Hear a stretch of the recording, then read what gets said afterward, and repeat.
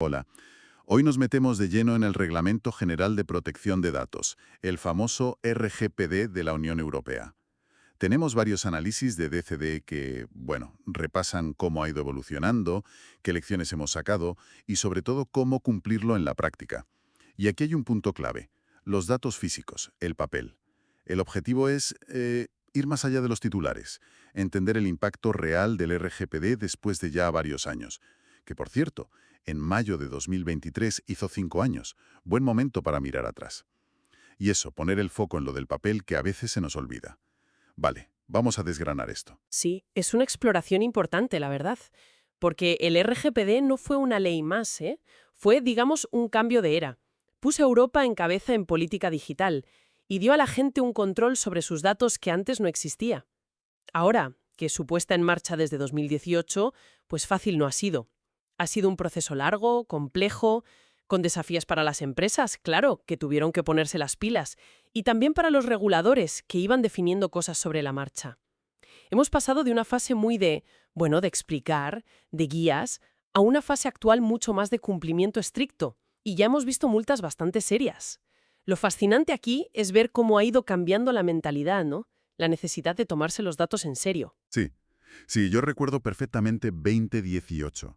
Mucha empresa, sobre todo las pymes, agobiada, sin saber por dónde empezar. Pero es verdad, ¿eh? Sobre 2020, algo cambió.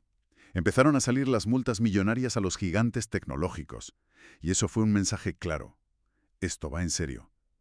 Las fuentes que tenemos hoy dicen que ahora las organizaciones están más concienciadas. Invierten más, lo ven como algo estratégico.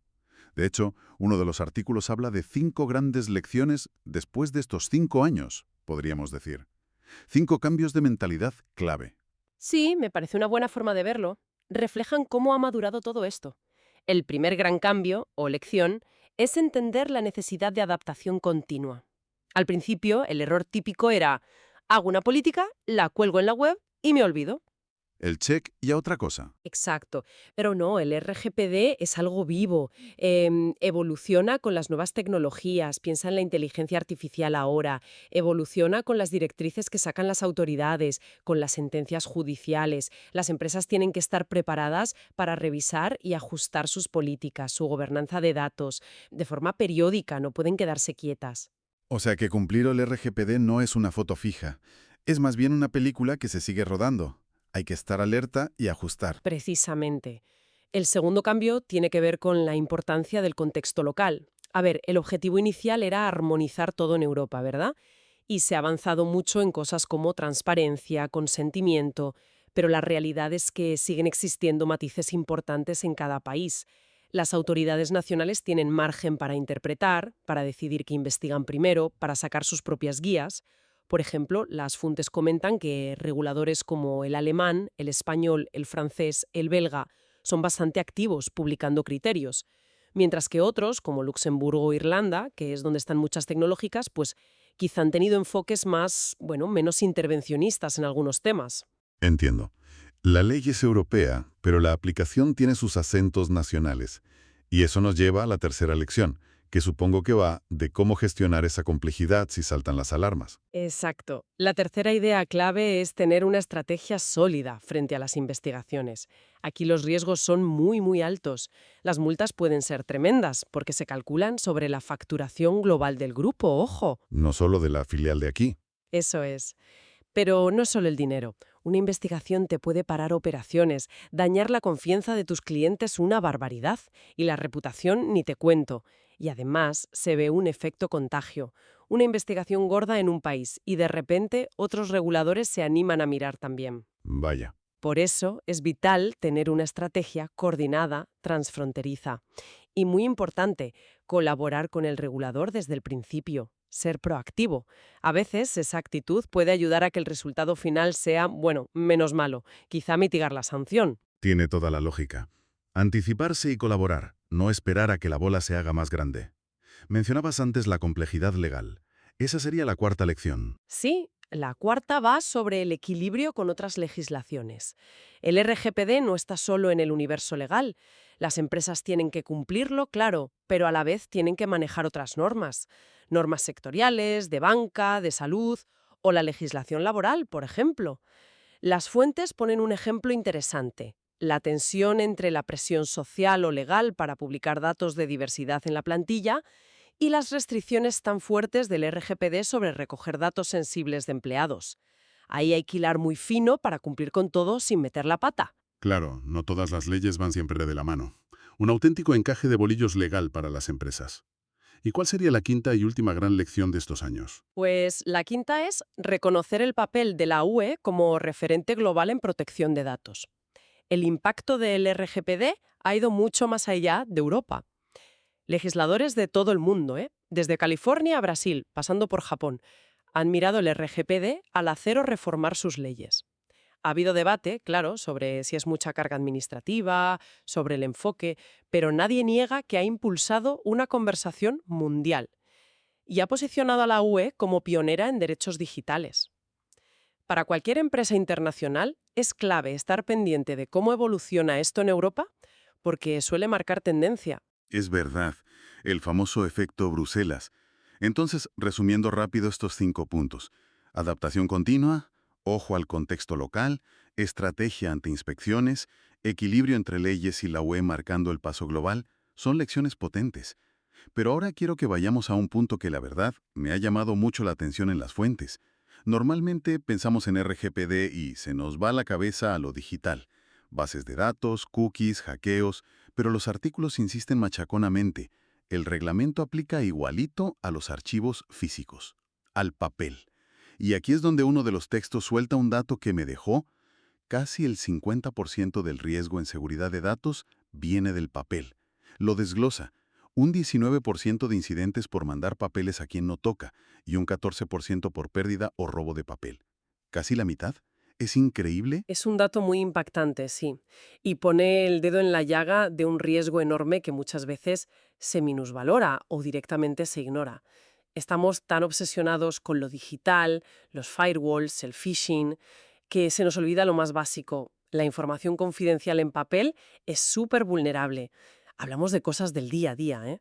Archivadores abiertos en pasillos, documentos con datos personales olvidados en la impresora. O encima de la mesa al irte a casa. Exacto, o simplemente tirados a la papelera de reciclaje sin destruir. Son agujeros de seguridad enormes y muy reales. Exacto. Y gestionar estos riesgos en papel, según lo que leo, plantea retos muy específicos bajo el RGPD, ¿no? Totalmente. Uno de los problemas más habituales es la insuficiencia de la trituración interna que se suele hacer en las oficinas. Muchas tienen destructoras, sí, pero suelen ser las típicas que cortan en tiras. Y esas tiras, aunque no lo parezca, a veces se pueden reconstruir con paciencia y medios. No dan el nivel de seguridad que exige la confidencialidad según las normas, como la UNN 15713. Además, está el problema de la seguridad antes de destruir. ¿Dónde están esos papeles mientras esperan? Si están en una caja abierta. El riesgo sigue ahí. Claro. Y no hay control, ni registro. Y la frecuencia. Se tritura cuando se puede, sin un calendario fijo. Y mientras, se acumula papel sensible. Entiendo. O sea que tener la maquinita en la oficina puede dar una falsa sensación de seguridad si no se hace bien todo el proceso. Justo eso. Otro desafío importante es la complejidad para gestionar los derechos de los interesados con el papel. Imagina que alguien pide acceder a sus datos, o rectificarlos, o que los borres, el famoso derecho al olvido, y esos datos están en archivadores de hace años. Uf. Localizar todo eso, revisarlo, actuar, es una tarea monumental, mucho más lenta y con más riesgo de error que en una base de datos digital bien montada. Me lo imagino, sí. Revisar a mano miles de folios buscando un nombre. Una locura operativa. Puede serlo. Por eso, las fuentes insisten mucho en crear un rastro de papel seguro. Esto significa tener políticas claras. La de escritorio limpio es un ejemplo. No dejar papeles a la vista cuando no estás. Y fundamental, usar contenedores seguros, cerrados, con llave o precinto, para el papel que se va a destruir. Hay que ser proactivo. Si te inspeccionan, poder demostrar que has tomado medidas serias y documentadas para proteger el papel, eso que llaman responsabilidad activa o accountability, es crucial. No basta con cumplir, hay que poder demostrarlo. La prevención activa y poder demostrarla, clave entonces. Fundamentales. Y esto nos lleva al último punto sobre el papel. La destrucción confidencial profesional no es un lujo, es un pilar del cumplimiento. No es un gasto extra que te puedas ahorrar. Es parte esencial para cumplir principios del RGPD como la limitación del plazo de conservación, no guardar datos más tiempo del necesario, y la integridad y confidencialidad, protegerlos contra pérdida, destrucción o acceso no autorizado. Destruir de forma segura no es tirar papeles viejos, es una fase crítica en la vida de los datos. Queda clarísimo, el papel no puede ser el hermano pobre de la protección de datos. Entonces, si juntamos estas lecciones y este riesgo del papel con la necesidad de actuar, ¿qué pasos concretos deberían dar las empresas? Antes de entrar en detalle, recordemos rápido esos principios del RGPD, que son la guía. Licitud, lealtad, transparencia, limitar la finalidad, minimizar datos, exactitud, limitar conservación, integridad y confidencialidad. Y los derechos de la gente, acceso, rectificación, supresión, portabilidad, oposición, con ese plazo de 1 mes para responder. Y como ya dijimos, ojo con no cumplir. Las multas pueden llegar a 20 millones o el 4% de la facturación mundial. No es ninguna broma. Efectivamente, el marco es serio y las consecuencias también. En cuanto a pasos prácticos, sobre todo para el papel, las fuentes son bastante claras. Lo primero, fundamental, hacer una auditoría de datos completa. Hay que saber qué datos tienes, digitales y físicos. ¿Dónde están? ¿Quién accede? ¿Para qué? ¿Cuánto tiempo los guardas? Sin ese mapa es imposible saber dónde están los riesgos y qué hacer primero. Conocer el terreno antes de la batalla, lógico. Sin duda. A partir de ahí, es vital crear e implantar una política formal de destrucción de papel. No vale que sea de palabra o improvisado. Tiene que estar escrito, comunicado a todo el mundo, explicando cómo usar los contenedores, los plazos y por qué es importante, señalando los riesgos si no se cumple. La formación y la concienciación de la plantilla aquí son, absolutamente clave. Que no sea una norma olvidada en un cajón, sino algo que se vive y se entiende. Eso es. Y aquí es donde las fuentes son muy directas. Contratar servicios profesionales de destrucción confidencial. Las ventajas son claras. Te dan contenedores seguros que guardan los papeles hasta que los recogen. Usan máquinas industriales, a menudo de trituración cruzada o microcorte, que garantizan que el papel es irrecuperable. Cumplen normativas de seguridad. Y muy, muy importante, te dan certificados de destrucción. La prueba. Exacto. Es la prueba documental que necesitas para demostrar tu responsabilidad activa si tienes una auditoría o una inspección. Te dan esa trazabilidad y seguridad que la trituradora de la oficina difícilmente te da. Y además, me suena que se encargan del reciclaje seguro de todo eso, ¿no? Un plus ambiental. Correcto. Suelen gestionar el reciclaje como parte del servicio. El contraste con la papelera azul de reciclaje es enorme. Una papelera abierta es una invitación a que cualquiera coja papeles. La destrucción profesional cierra ese círculo. Otro paso práctico esencial: asegurar la destrucción efectiva y segura cuando acaba el periodo de retención legal de los documentos. Tienes que tener un sistema para saber qué papeles ya no necesitas y eliminarlos de forma definitiva. Así cumples con limitar el almacenamiento y minimizar datos.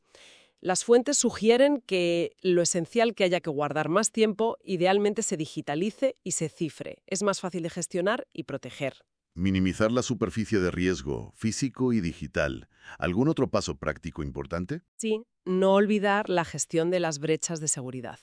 Hay que tener un plan. Si pasa algo, un incidente con datos personales, hay que evaluar el riesgo. Y si es necesario, notificarlo a la autoridad, en España la AEPD, en 72 horas máximo desde que te enteras. Si además hay riesgo alto para la gente afectada, a ellos también hay que avisarles. Y por supuesto, documentar todo internamente. ¿Qué pasó? ¿Qué impacto tuvo? ¿Qué hiciste para arreglarlo? Y para que no vuelva a pasar. Y finalmente, para cerrar el círculo, tener siempre en mente el impacto global del incumplimiento. No son solo las multas. Pueden ser parones operativos si la autoridad te limita a tratar datos, costes legales, un daño a la reputación que cuesta años levantar, La confianza. la pérdida de confianza de clientes, de socios y, al final, pérdida de negocio real. Muy claro. Auditoría, política interna seria, tirar de profesionales para destruir, gestionar plazos y estar listos para incidentes. Entonces, ¿qué significa todo esto? Si tuviera que resumirlo mucho, Diría que el RGPD sigue muy vivo. No es algo pasajero. Está evolucionando y nos obliga a adaptarnos. Y sobre todo, no podemos subestimar el riesgo del papel. Es tan real y peligroso como el digital. La destrucción segura y profesional no es un gasto tonto, es una inversión necesaria para cumplir y para proteger el negocio. Como una forma de evitar multas es quedarse muy corto. Es, en realidad, una inversión estratégica en la confianza, en la reputación de tu organización. Prestar atención de verdad a la destrucción segura, sobre todo de los papeles que a menudo se olvidan, manda un mensaje muy potente. Demuestra un compromiso real con la privacidad de todos. Clientes, empleados, socios, ayuda a reducir riesgos operativos y legales importantes que, como hemos visto, pueden saltar por donde menos te lo esperas. Un enfoque robusto del RGPD que incluye la destrucción confidencial como algo normal, integrado, es hoy un signo claro de madurez, de responsabilidad, te diferencia. Una señal de madurez empresarial. Me gusta esa idea. Y para acabar, una pregunta que dejo en el aire. A medida que vamos a una digitalización cada vez más profunda, más compleja, ¿cómo va a evolucionar nuestra capacidad real de garantizar el borrado seguro, el derecho al olvido? Pensemos en los retos que ya tenemos con las copias de seguridad distribuidas, los archivos históricos digitales enormes, difíciles de tocar, o incluso tecnologías nuevas como la IA generativa que aprende de cantidades masivas de datos y podría retener ecos de información de formas que igual ni entendemos bien todavía. ¿Estamos tecnológicamente listos para asegurar un borrado de verdad completo e irreversible en esos escenarios futuros? Es una cuestión abierta, y fundamental para lo que viene en protección de datos y privacidad.